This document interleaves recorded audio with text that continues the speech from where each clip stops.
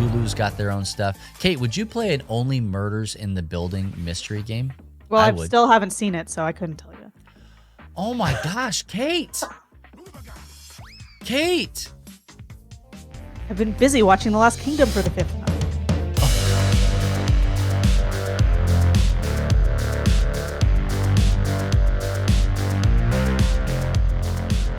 Hey there, and welcome back to the Free Play Podcast. Once again, my name is Bubba, joined with Kate, and we are two of the founders here at Love Thy Nerd and the hosts, two of the hosts, I can say that this time, of the Free Play Podcast. Hey, Kate, let's just get straight into this thing, okay? Right. Because I feel like there is a lot to be said. Yeah. We're talking all about Netflix and the tabletop experiences that they're creating from their IPs. Yeah. So, for you listeners out there who know that I am not like a tabletop person, you might be like, why do you want to discuss this? You're not like a tabletop hardcore person like Matt and Bubba. Do you even game, bro? You even game, bro? The answer is no. But Bubba sent me a link. There was like no context either. It was just the link in the message to a game. And I'm like obsessed with it and it hasn't even come out yet. I want it so bad, except I know I will never play it. So I just want to discuss that really quick of what kind of sparked this. And it made me do some Googling, because you know I love to Google. Oh, absolutely. About what are some other games that have come out of Netflix original series. Are they good? I don't know. But what are some beeswax, yeah. What are some other games that have come out of this? So I wanted to tell everybody, and also Bubba, because I said I didn't want to discuss this until Friday. Right. About what got me good about this link that he sent. Okay. So here's the game. It is called The Last Kingdom board game. I have watched The Last Kingdom 3 or 4 times all the way through on Netflix. It is so good. It is one of my favorite shows ever. You should all watch it, maybe, if you like that kind of thing. It's about the Saxons and the Danes in like King Alfred's England. Okay, so it took place a long time ago. Okay. So that was one thing that got me excited, was the fact that it's called The Last Kingdom board game. And I thought, what a good friend to me that Bubba is to share this information with me. So you're probably wondering, what's the mechanics of this game? Well, couldn't really tell you because I was busy looking at the cards. I'll get into it in a second. But what I do know about it, and here's some of my reservations too, which maybe if you have any thoughts on this, you could speak into it, or if anybody in the chat or who's listening to this later wants to give me some tips or thoughts, you can. It says ages 14 plus, which had me a little concerned because normally I play games that are like 7 plus. Oh, okay. Well, it's still the same. You're in the plus. And then 30 minutes per player, which I'm like, ooh. It's not bad, actually. A long time. For me, it's a long time. I can sit through 10 billion episodes of The Last Kingdom, but I can't play a game that's like 2 hours long. Yeah. Randomness is 2 meeples. Complexity is 2 meeples. Interaction is 5 meeples. Oh, okay. I was like, I'm sorry, what now? A meeple, it's not a star. Got it. Out of how many? 5. Okay, got it. So say that again. Randomness is 2 meeples. Okay. Complexity is 2 meeples.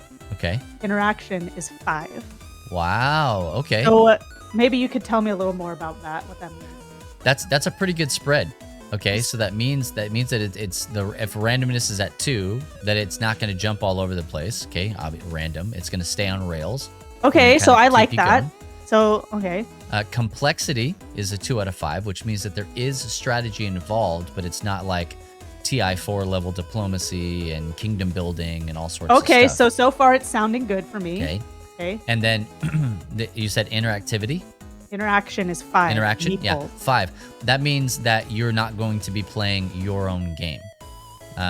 You're going to be obviously interacting with another player or players, which I'm guess is a battling combative mechanic. Well, how about I read to you this description, and then we'll get into more things that I'm excited about. Okay. Is this me hijacking the conversation to talk about what I like about this? Yes. Okay, you haven't started the description yet. No, that was me. That was just me before. Just a disclaimer as we get into it. The kingdoms of Britain are at war. Many have already fallen to the invading Danes, leaving the great kingdom of Wessex standing alone and defiant under the command of King Alfred. You are one of the great commanders and politicians in this war-torn land, known today as England. Both Saxon and Dane armies openly battle for dominance, and it is up to you to title the scales of power. To claim these lands, you will need to tread a dangerous path between both sides of the conflict. Will you betray your allies for power? What part will you play in the birth of a new nation? And will you ultimately rule it all? The answer is yes. Midwife. I'm being midwife. The answer is yes. I was so hyped over these cards because they have the actual pictures of the characters from the show on it. It's not just like, oh, this is King Alfred, and it's like a rough drawing of a guy. It's actually him from the show, okay? So it's the actual people that I've spent like 500 hours watching them.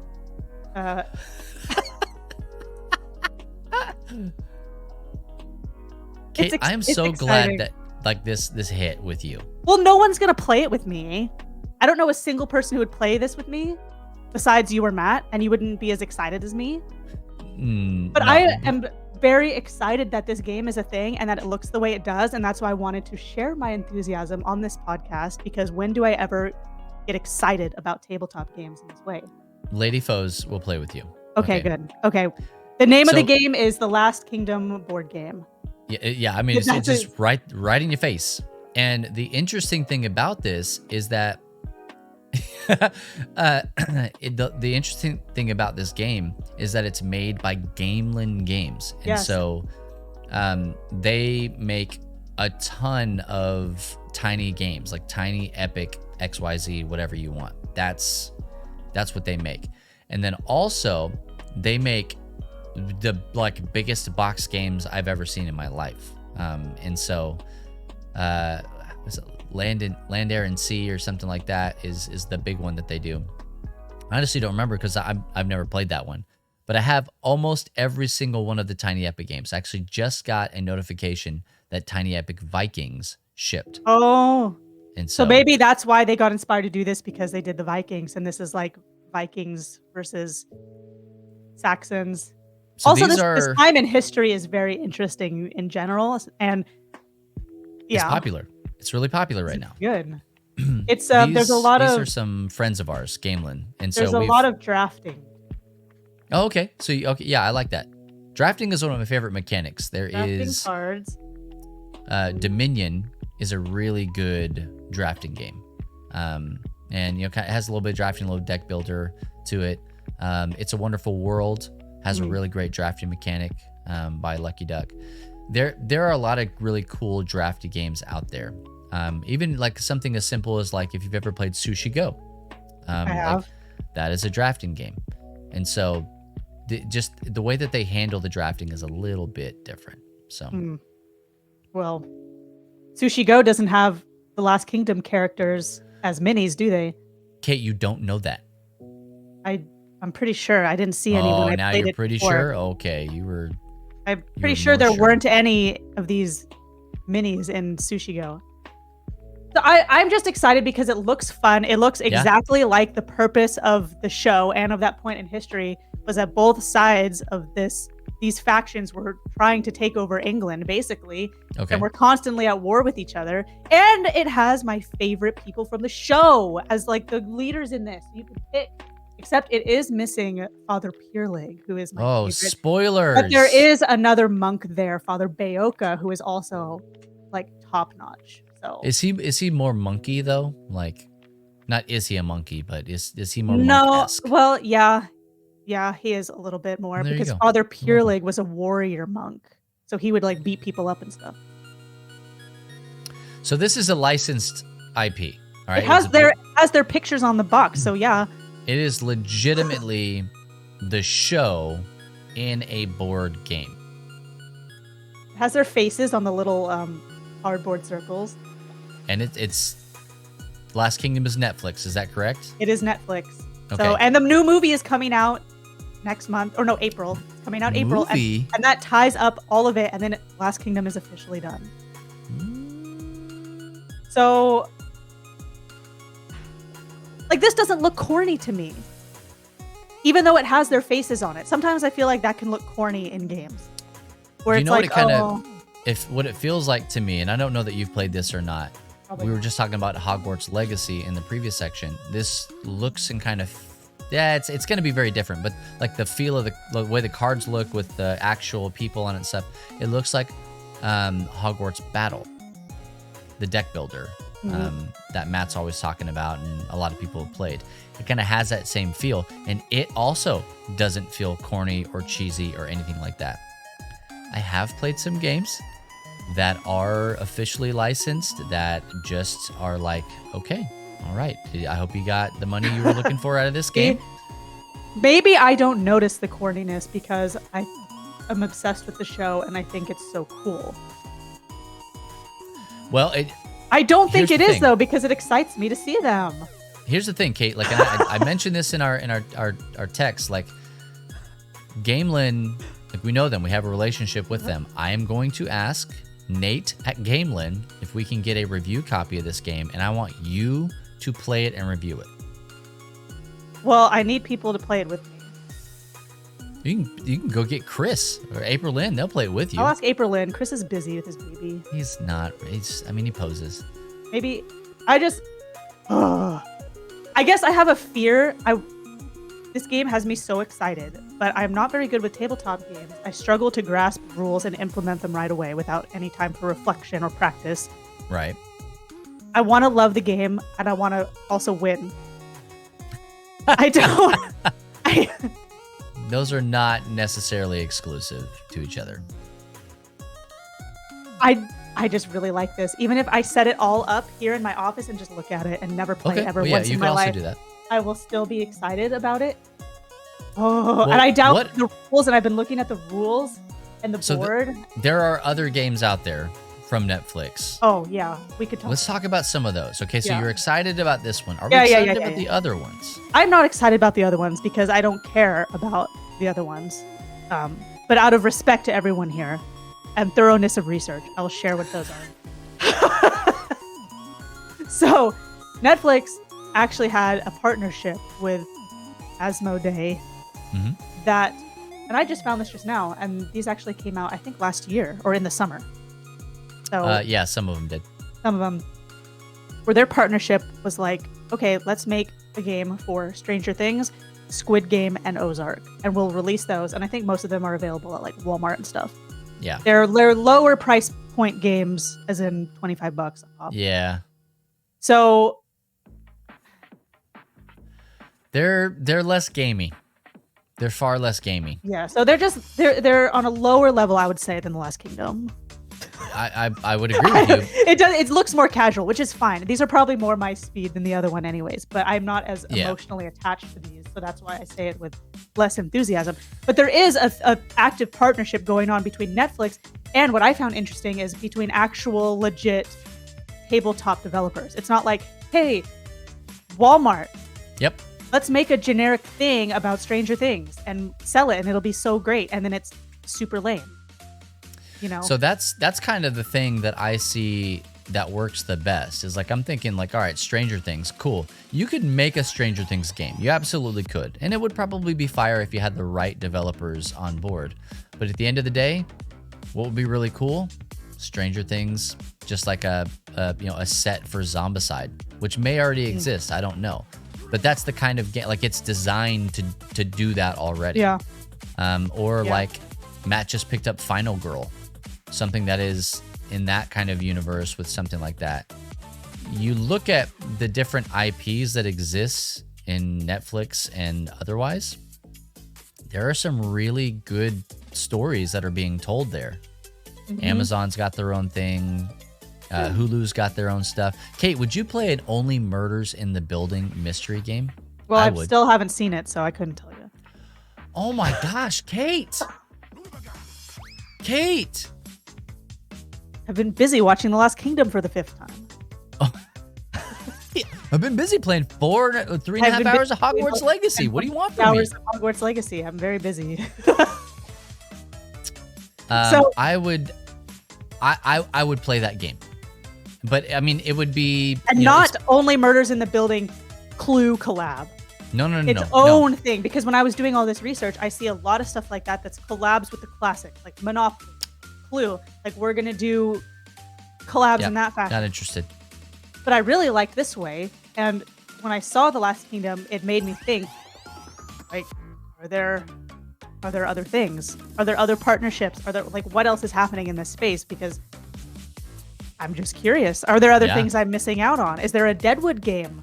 Although that's not from Netflix, that's from HBO Max. And I looked it up, and there is. But I'm not surprised. It's not as exciting to me as right. as The Last Kingdom because it doesn't have the actual people on the card. I am not surprised at that. Well, that's an easy sell, and I don't even know if it's exactly related to the show either. It could be related to the historical time period and not the show. Here's the thing. Like, it was the other day in Discord, real life example of just ideas manifesting, right?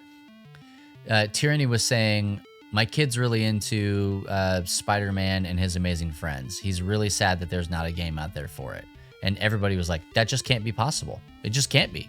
Because of how popular it is and how much capitalism just runs rampant, at least in this country, if not around the world. And a quick Google search came up with, there is a little, board game that you could play. There is a video game that you can get on your phone. There is, the puzzles and all sorts of stuff out there. The licensing for all of these things and more is just crazy. Absolutely. The hard part is like satisfying the snobs, right? Mm-hmm. Myself included. I told you guys this several episodes ago, almost a year ago, because it was I think I went and picked it up at Gen Con. I got my wife, Anna, whom I love dearly, I got her a Great British Baking Show game. I got her that game. I remember this. Okay. And I was jazzed about it. I bought the thing sight unseen by Ravensburger, and like they make all of the villainous stuff. Like I just trusted, right? Like it was going to be great.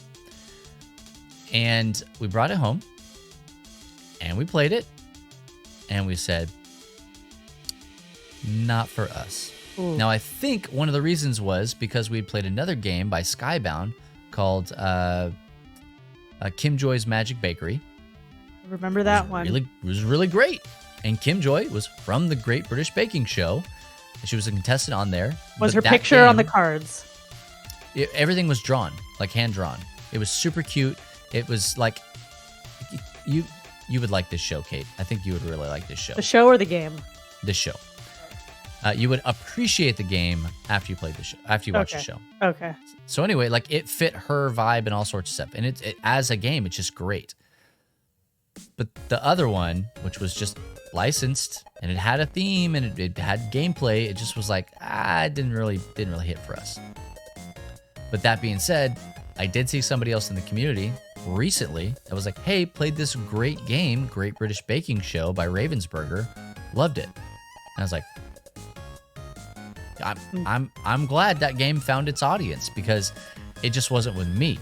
And it wasn't with my wife. Well, maybe you played it too close to the other one. No. All right. No. Just that wasn't it for us. But I worry about licensing TV shows just into games. But sometimes you come across gems and they're just like, this is fantastic. Yeah. And that's what I think will make or break those Netflix/devs collabs and partnerships is, are you making it just to make it? Or are you making it because you really think that you can get a really good tabletop experience out of this narrative and what this show was trying to do? Yeah. I'm thinking of Only Murders now. And so I can't get it out of my head. And if I were to take it and just say, hey, stamp it onto this game, it wouldn't be a classic. It wouldn't be Clue. It wouldn't be, that. I think you could take it into Chronicles of Crime. And you could put it in there. And so you're going around the building or, in season 2, like around New York, and just solving the crime. Like I think that could work. Also might work a little bit less, but maybe like as an exit game. One of those card-based escape games. I don't know, but like I could also see it just as its own like standalone adventure. It could be done, but then you got stuff like The Expanse. I thought that as well. The Expanse. How fun would that be? Especially if their pictures were on the cards. Okay, everything is if their pictures on. If their pictures are on the cards. I would personally really love to play a Man in the High Castle game. Oh.